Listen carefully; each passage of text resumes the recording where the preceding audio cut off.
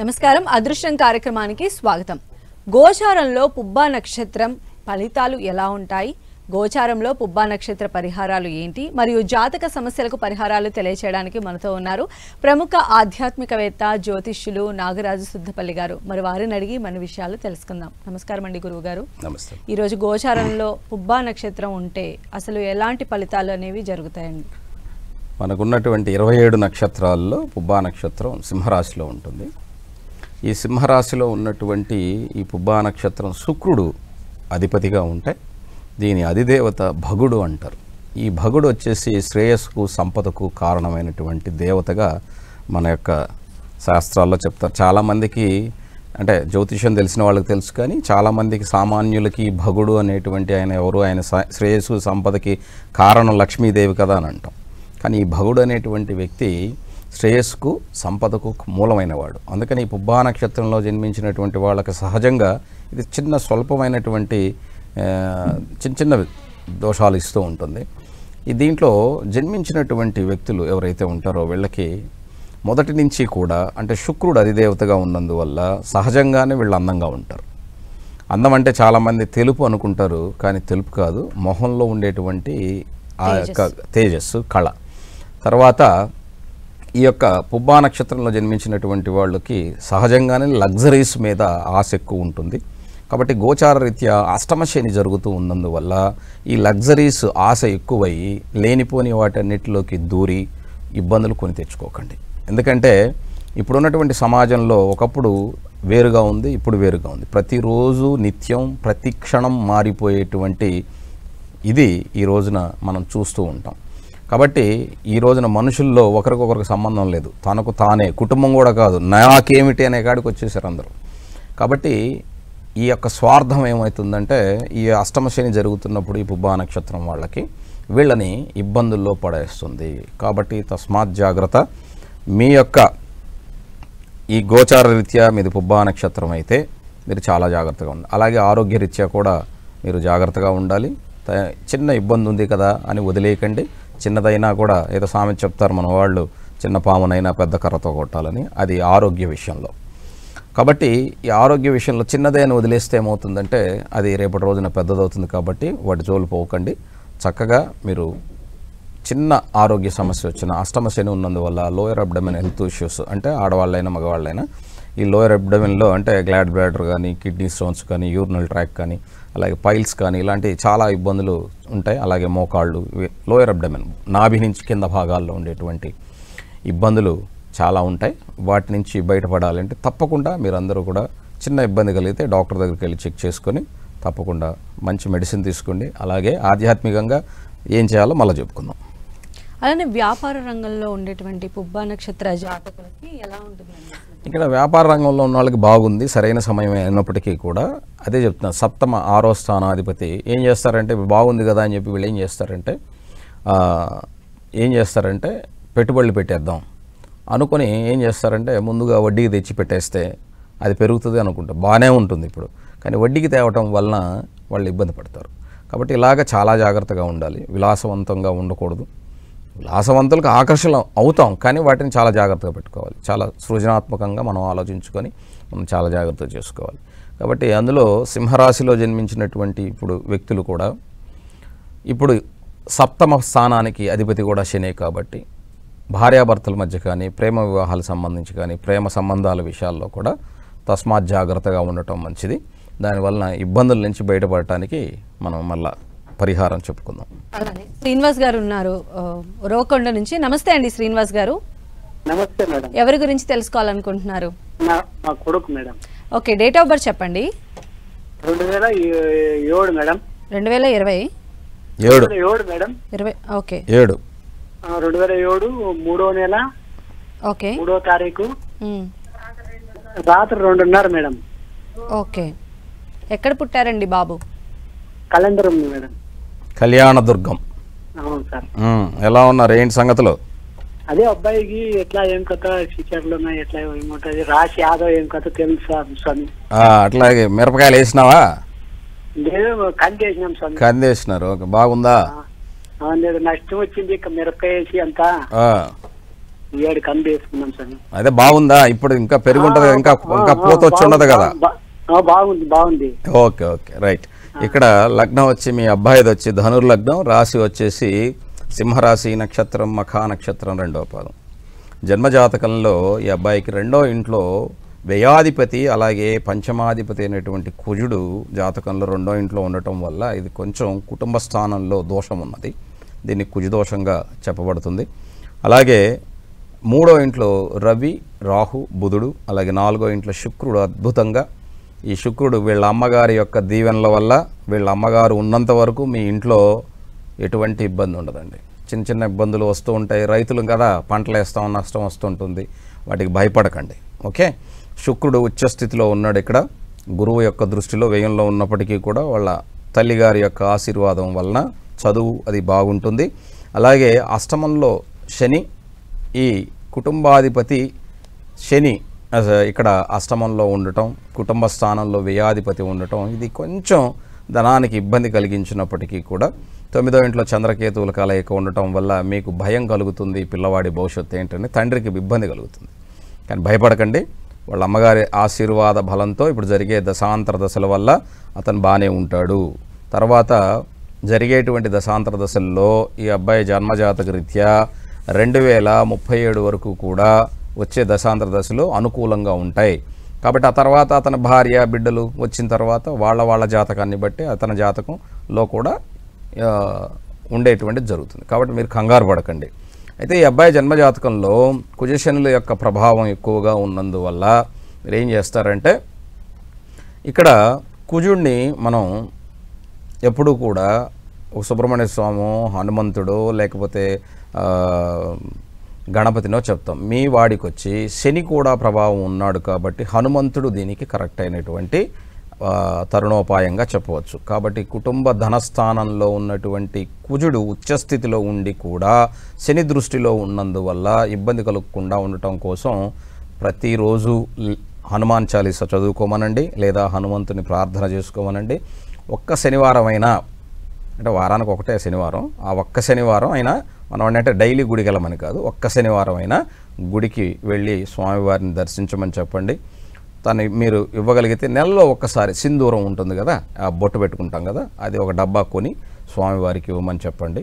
తప్పకుండా బాగుంటాడు, మంచి స్థితికి వస్తాడు. కంగారు పడకండి. నెక్స్ట్ కాల్ ఉన్నారండి, సుగుణ గారు గుంటూరు నుంచి. నమస్తే అమ్మా. నమస్తే మేడం. ఎవరి గురించి తెలుసుకోవాలనుకుంటున్నారు?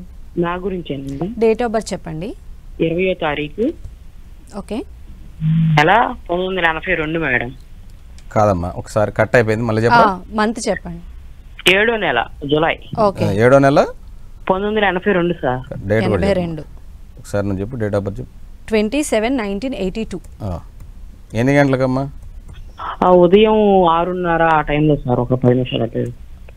ఏ ఊర్లో పుట్టారు మీరు? గుంటూరు సార్. గుంటూరు దగ్గర ఒక పల్లెటూరు. చెప్పండి, ఏం తెలుసుకోవాలి? హెల్త్ బాగోట్లేదు సార్, అట్లానే గృహయోగం ఎప్పుడుందో చెప్తారని. ఆల్రెడీ మీరు అడిగారు కదా తల్లి నన్ను. ఓకే, ఇక్కడ జన్మ లగ్నం వచ్చేసి మీరు ఇచ్చినటువంటి డేట్ ఆఫ్ బర్త్కి కర్కాటక లగ్నం, రాశి మిథున రాశి, నక్షత్రం పునర్వసు నక్షత్రం, 3వ పాదం. సంపూర్ణమైనటువంటి కాలసర్పయోగం ఉన్నటువంటి జాతకం.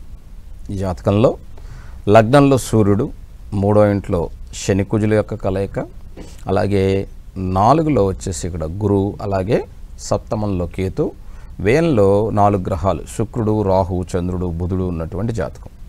గృహాధిపతి అయినటువంటి శుక్రుడు వ్యయంలో ఉన్నందువల్ల ఇక్కడ మీకు గృహం అన్నది ఆలస్యం అవటానికి గల కారణం.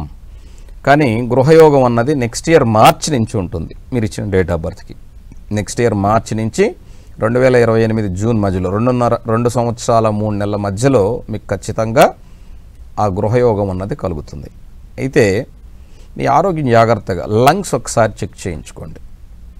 అంటే మొన్న ఈ మధ్య కోవిడ్ వచ్చిన తర్వాత చాలామందికి ఇబ్బంది కలుగుతుంది కదా అన్న ఉద్దేశం కాదు. కానీ ఇక్కడ శని కుజుల యొక్క కలయిక 3వ స్థానంలో ఉన్నందువల్ల తప్పకుండా ఒకసారి చెక్ చేయించుకోండి ఆరోగ్యరీత్యా. కాబట్టి సంపూర్ణ కాలసర్పదోషానికి ప్రతిరోజు ఇంట్లో మీ అందరికీ చెప్తున్నాను. నేను చాలాసార్లు మీ అందరికీ చెప్పేది ఏమిటంటే, మన పూర్వీకులు పూజలో పువ్వులు, కొబ్బరికాయ, నిమ్మకాయలు ఇవన్నీ ఎందుకు పెట్టారంటే క్షుద్రం కాదండి. చాలామంది తెలియక వేరే వేరేగా అనుకుంటారు. మీరు నిమ్మకాయను చూడండి, నిమ్మకాయలో తొక్కలో నిమ్మకాయ జాతికి సంబంధించిన నిమ్మకాయ కావచ్చు, లేకపోతే నారదబ్బకాయ కావచ్చు, ఇంకొకటి దాని జాతి నారింజకాయ కావచ్చు, లేకపోతే ఆరెంజ్ కావచ్చు, ఆ తొక్కల్లో అంటే ఆ వాసన ఏదైతే ఉందో అది మనల్ని ఆరోగ్యవంతులుగా ఉంచుతుంది బ్రీత్కి. కాబట్టి అందుకనే మన వాళ్ళు ఏం చేస్తారంటే ధూపం, దీపం, నైవేద్యం పెట్టేవాళ్ళు.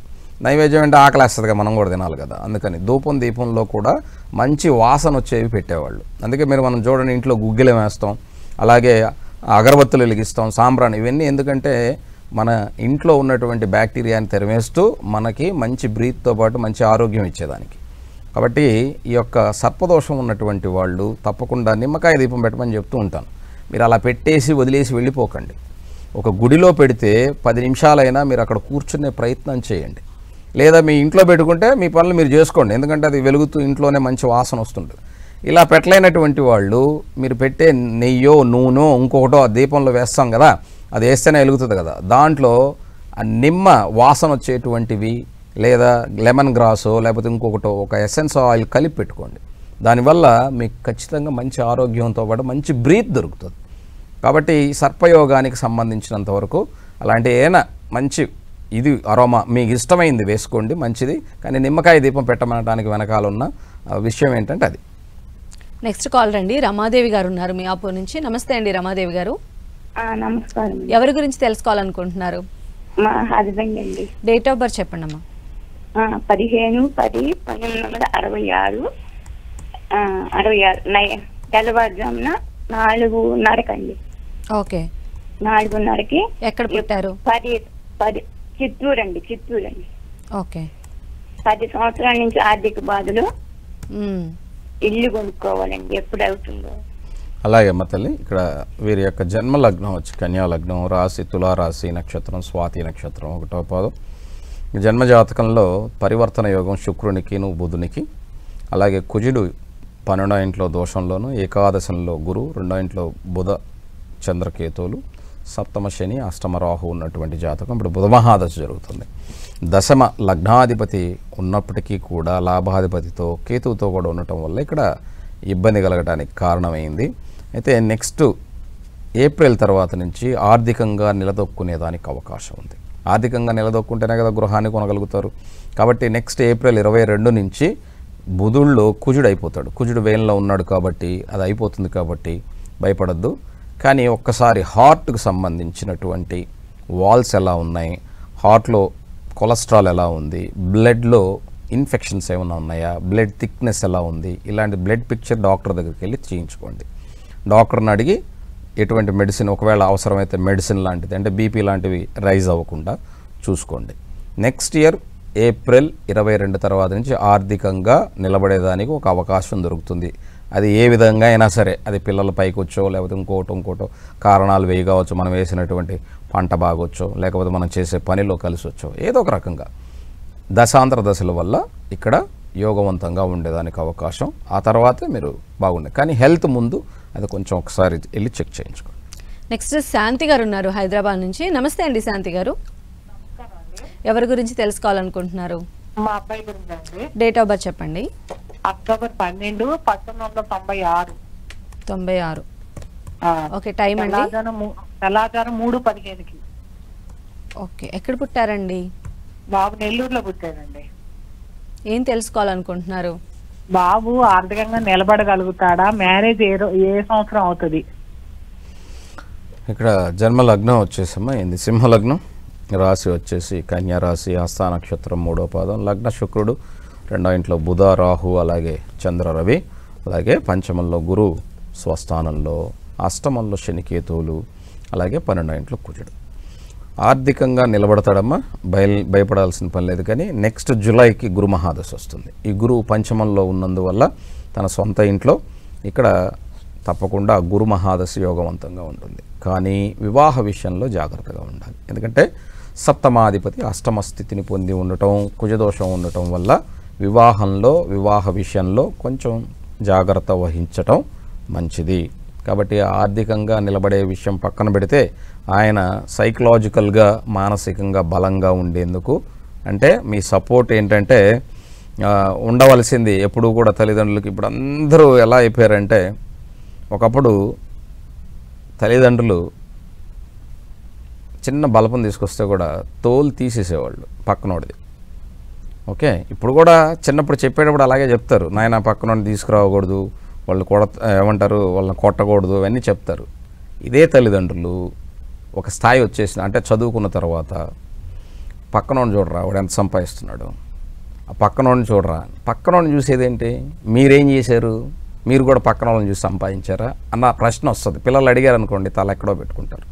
కాబట్టి దయచేసి అలా పోల్చకండి. ఎందుకు చెప్తున్నానంటే అమ్మా, ఈ జాతకానికి వివాహ స్థానాధిపతి అయినటువంటి శని కేతువుతో కలిసి ఉన్నందువల్ల ప్రేమ వివాహాలు లాంటివి ఇతని జీవితంలో పెద్ద భగ్నం అయిపోతుంది. అలాగే వచ్చే అమ్మాయి జాతకంలో కూడా ఈ జాతకానికి సంబంధించి వచ్చే అమ్మాయి కూడా చాలా ఓర్పుతో ఉండే అమ్మాయి అయితేనే మీ వాడి దగ్గర ఉండగలుగుతుంది. ఎందుకంటే లగ్నంలో శుక్రుడు ఉండటం వల్ల, ఆ లగ్న శుక్రుడు కూడా తన స్వనక్షత్రంలో ఉండటం వల్ల గొప్పగా లగ్జరీగా హాయిగా బతికేటువంటి ఒక జీవన విధానం అతనికి వస్తుంది. అప్పుడు అది కూడా తట్టుకొని నిలబడగలిగే ఆడవాళ్ళు కావాలి. కాబట్టి అలాంటి వాళ్ళని చూసి చేయాల్సి ఉంటుంది. గురుదశ వచ్చిన తర్వాత ఆర్థికంగా నిలబడతాడు, మీరు భయపడాల్సిన అవసరమేం లేదు. కాకపోతే మాతృస్థానాధిపతి అయిన కుజుడు వ్యయంలో ఉండటం వల్ల మీకు దూరంగా ఉంటేనే అతను జీవితంలో నిలబడతాడు. తప్పుగా అనుకోకండి, ఎందుకంటే తల్లిదండ్రులని వదిలేయమని ఎవరిని చెప్పం. కానీ ఒక్కోసారి తల్లిదండ్రుల వల్లనే ఏమవుతుందంటే వాళ్ళ గారాభమో లేకపోతే వాళ్ళు చేసే దీనివల్ల బిడ్డలు ఏమవుతారంటే కొంచెం ఇబ్బంది కలుగుతారు. లేదా వాళ్ళు చేసేటువంటి అంటే వాళ్ళని చూడి అలాంటివి చెప్పకండి. అంటే ఇక్కడ ఉన్నటువంటి జాతకానికి సంబంధించి ఇంత దూరం ఎందుకు చెప్తున్నానంటే, మీ వాడు నిలబడే సమయం వచ్చింది, మీ వాడిని ఎంకరేజ్ చేయండి, నిలబెట్టండి. నెక్స్ట్ లక్ష్మి గారు ఉన్నారు భీమవరం నుంచి. నమస్తే అండి లక్ష్మి గారు, ఎవరి గురించి తెలుసుకోవాలనుకుంటున్నారు?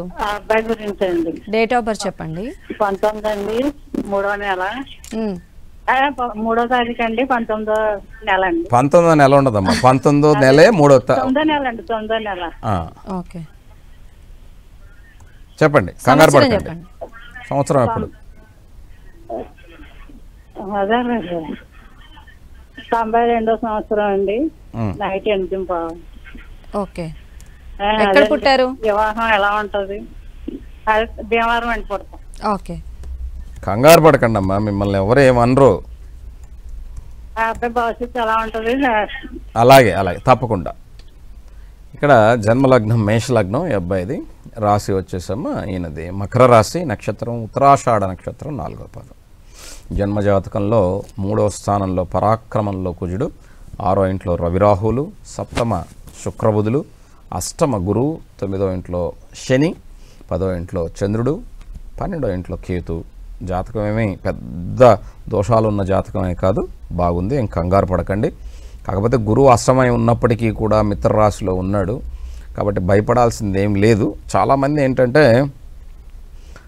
ఏమైపోతారన్న భయం చాలామందికి ఉంటుంది తల్లిదండ్రులకి. రాహు దశ 6వ ఇంట్లో రాహు జరుగుతున్నాడమ్మా. ఈ రాహు హస్తా నక్షత్రంలో ఉన్నందువల్ల కొంచెం సమయం పడుతుంది. 2028 వరకు కూడా. ఒక్క నిమిషం, ఎప్పుడమ్మా నేను పుట్టిందని చెప్పింది టైము, డేట్ ఆఫ్ బర్త్ ప్రకారం 8:15 PM. తప్పు వచ్చేసింది, ఒక్క నిమిషం.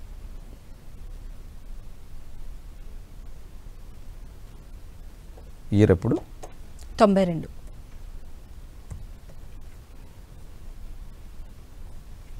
సారీ అమ్మా, మీ అబ్బాయి తెచ్చేది ఇక్కడ 3 సెప్టెంబర్ 92. లగ్నం మేన్ లగ్నం, రాశి వచ్చేసింది వృశ్చిక రాశి, నక్షత్రం అనురాధ నక్షత్రం 4వ పాదం. జాతకంలో కుజకేతువుల యొక్క కలయిక 4వ ఇంట్లో ఉన్నందువల్ల అది కుజదోషంగా చెప్పబడుతుంది. 6వ ఇంట్లో రవి బుధ గురువులు, సప్తమంలో శుక్రుడు నీచ స్థితిలో, అలాగే 9వ ఇంట్లో చంద్రుడు నీచ స్థితిలో, 10వ ఇంట్లో రాహు, లాభంలో శని బాగున్నాడు. అయితే ఇక్కడ జన్మజాతక రీత్యా శుక్రమహాదశ జరుగుతూ ఉందమ్మా. ఈ శుక్రదశ వల్ల ఇప్పుడు బాగానే ఉంది. మీరు వివాహం కానీ చేసినట్లయితే వచ్చే అమ్మాయి వల్ల ఇతని యొక్క జీవితం బాగుండాలి. కానీ ఇక్కడ జన్మజాతకంలో నీచపడిపోయి ఉన్నాడు కాబట్టి ఇక్కడ వచ్చిన తర్వాత ఈ అబ్బాయి పెళ్లి జరిగిన తర్వాత ఒకసారి అమ్మవారి యొక్క కళ్యాణం ఇంట్లో, అంటే గౌరీ కళ్యాణం అంటాం, అది పెళ్లిలో చేయిస్తారు చాలామంది. ఒకవేళ చేసినా కూడా మీ ఇంట్లో సహజంగా ఒక కళ్యాణం, శివపార్వతుల కళ్యాణము లేకపోతే రామ కళ్యాణము జరిగేటప్పుడు లేదా మీ ఇంట్లో చేయించుకోవాలనుకుంటే కూడా అలా చేయించండి.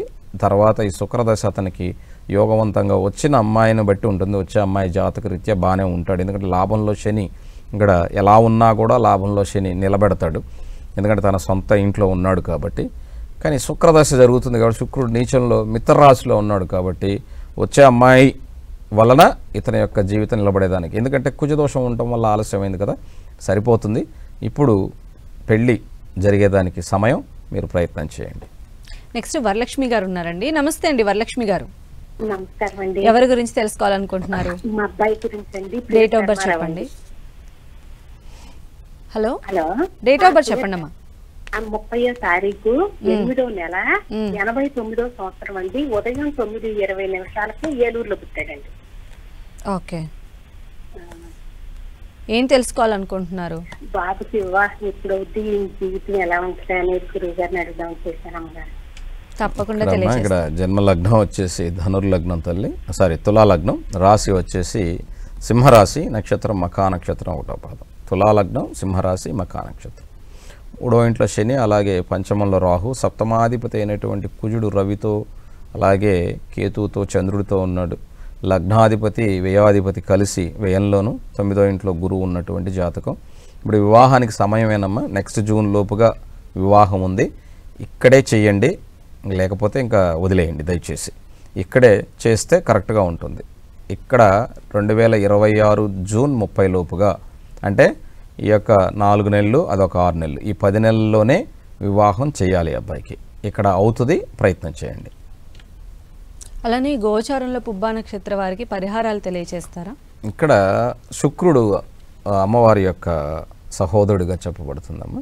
కాబట్టి ఈ యొక్క పుబ్బా నక్షత్రం సింహరాశిలో ఉంది కాబట్టి మీరు ఏం చేస్తారంటే, అది మీ అమ్మవారంటే అది ఏ స్వరూపమైనా కావచ్చు, మీకు నచ్చినటువంటి స్వరూపం, అది మీ అమ్మ కూడా కావచ్చు. ఎందుకంటే అందరి అమ్మ ఈ విశ్వజనని కాబట్టి, ఈ విశ్వంలో పుట్టుక అనేది జరిగింది కాబట్టి ఆ విశ్వాన్ని ఎలా పూజించుకుంటారో అలా పూజించుకోవచ్చు. అన్నీ ఇక్కడ దొరుకుతాయి. కాబట్టి అమ్మవారిని ఆరాధన అనేటువంటిది ఫలానా అమ్మవారని నేను చెప్పనండి, ఎందుకంటే నాకు ఇష్టమైన అమ్మవారి పేరు చెప్తే ఎలాగా. కాబట్టి మీకు నచ్చినటువంటి అమ్మవారి యొక్క ఆరాధన తప్పకుండా చేసుకోండి. ఎందుకంటే మీ యొక్క ఇళ్లల్లో ఆరాధన ఉంటుంది. ఒకవేళ లేదండి మాకు చెప్పండి అంటే, ఇక్కడ మన శ్రేయస్కి సంపదకి ముఖ్యమైనటువంటిది లక్ష్మీదేవి.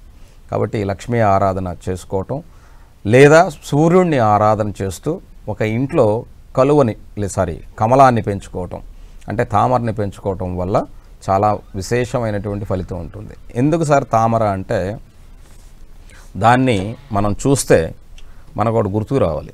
ఏమిటంటే బురదలో పుడుతుంది. ఓకే, బురదలో పుట్టి దాని వేళ్ళు లోతుగా, గడ్డలు అంటాం, అవి లోతుగా వెళ్తాయి బురదలో.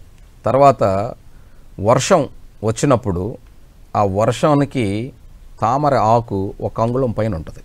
అలాగే తామర పువ్వు కూడా మునిగిపోదు. కాబట్టి మనకి ఎన్ని కష్టాలు మన కిందకు వచ్చినా మనం అలా నిలబడాలి అని సింబాలిజం చూపిస్తుంది. అలాగే సూర్యుడు ప్రాణదాత. అందువల్ల ఆ కమలానికి ఉన్నటువంటి చిహ్నం ఏమిటంటే, నువ్వు పడిపోకు, నువ్వు పడిపోయే రోజు కూడా నిలబడే ఉండు. అలాగే ఎండిపోయినా కూడా ఆ తామర గడ్డ లోపల ఉండిపోయి తర్వాత వర్షం పడంగానే మళ్ళీ మొలకలు వచ్చి మళ్ళీ అద్భుతంగా నిన్ను నిలబెడుతుంది. అలాగే నీకు ఎన్ని కష్టాలు వచ్చినా నువ్వు లోపలికి వెళ్ళినా నీ సమయం వచ్చేంత వరకు వెయిట్ చేయని నీకు గుర్తు చేస్తుంది. అంత అద్భుతమైనటువంటి దాన్ని ప్రతి దాని యందు ఎంతో కొంత జ్ఞానం మనకి ఇవ్వటం జరిగింది. అవి లేకుండా మనం ఏంటంటే చెట్టు పెంచుకుంటే వస్తుందా, పుట్ట పెంచుకుంటే వస్తుందా, దాని నుంచి నేర్చుకోనైనా అది చెప్పేది. చెట్టు పుట్ట వెనకాల లేదా మొక్క వెనకాల పువ్వు వెనకాల ఉన్నటువంటి జ్ఞానాన్ని ఆంతరంగికంగా నువ్వు నేర్చుకోవటం కోసం చెప్పబడింది, అంతే తప్ప ఇంకొకటి కాదు. అలాగే తామరని పెంచిన తర్వాత తామర గింజలు ఆరోగ్యానికి చాలా మంచిది. ఆయుర్వేదంలో వాడతారు. కావాలని డాక్టర్ని అడిగి చూడండి, అది ఎందుకు ఏమిటన్నా నాకు పెద్దగా తెలియదు. ఆయుర్వేదంలో నాకు తెలిసిన ఆయన చెప్పకూడదు, ఎందుకంటే నాకు డాక్టరేట్ లేదు కాబట్టి. ఉంటే బ్రహ్మాండంగా చెప్పచ్చు. కాబట్టి డాక్టర్ని కలిసి తెలుసుకోండి. నెక్స్ట్ కాలర్ ఉన్నారండి, అప్పారావు గారు వైజాగ్ నుంచి. నమస్తే అండి అప్పారావు గారు. ఎవరి గురించి తెలుసుకోవాలనుకుంటున్నారు? మా అబ్బాయి గురించి అమ్మా. డేట్ ఆఫ్ బర్త్ చెప్పండి.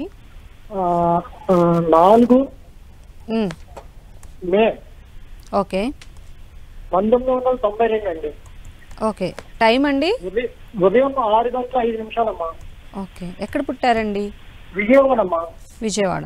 ఓకే, ఏం తెలుసుకోవాలనుకుంటున్నారు? అబ్బాయికి వివాహం లేట్ అయిందమ్మా.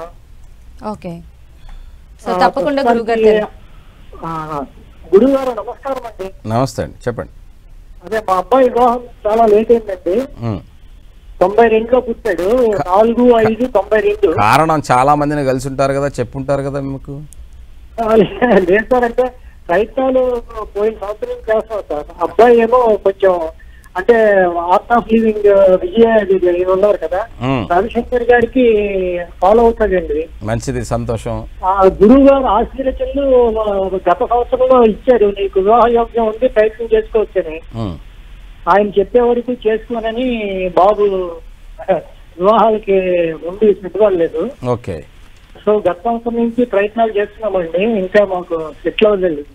ఇక్కడ జన్మ జాతకంలో మీరు ఇచ్చినటువంటి దానికి డేట్ ఆఫ్ బర్త్కి 4 మే 92 ఉదయం 6 గంటల 5 నిమిషాలు విజయవాడ. లగ్నం వచ్చేసండి ఇక్కడ మేష లగ్నం, రాశి వృషభ రాశి, నక్షత్రం కృతికా నక్షత్రం 3వ పాదం.